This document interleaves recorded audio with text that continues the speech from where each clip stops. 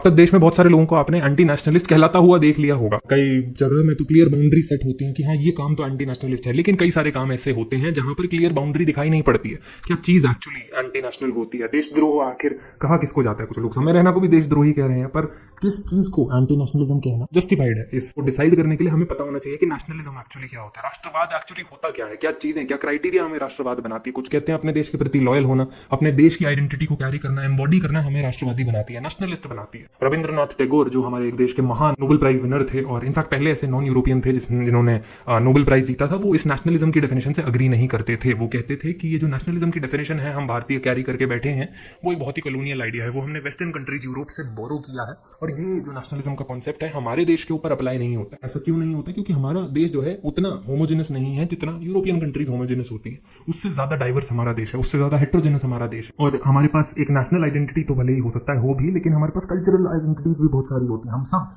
अलग अलग cultural background से आते हैं, अलग अलग लैंग्वेज, लिंग्विस्टिक और डायलेक्टिकल बैकग्राउंड से आते हैं, और हम ये भूल जाते हैं कि एक देश की आइडेंटिटी के साथ साथ हमारे पास एक कल्चरल भी आइडेंटिटी होती है। आप नॉर्थ इंडिया में किसी इंसान को देखिए, वो एक अलग आइडेंटिटी कैरी करता है, साउथ इंडिया में, नॉर्थ ईस्ट में लोग अलग आइडेंटिटी कैरी करते हैं। इन सबको एक नाम के अंडर होमोजेनाइज कर देना एक तरीके से कल्चर की डिवैल्यू करना भी होता है। मैं ये नहीं कह रहा कि हम एक नेशनलिज्म का नोशन बना नहीं सकते हैं, लेकिन नेशनलिज्म का वो नोशन जो वेस्ट से बोरो करके हम सिंगल आइडेंटिटी पर फोकस करने की कोशिश कर रहे हैं, उससे टैगोर एग्री नहीं करते थे। वो कहते थे कि ये नेशनलिज्म का आइडिया बड़ा नैरो है।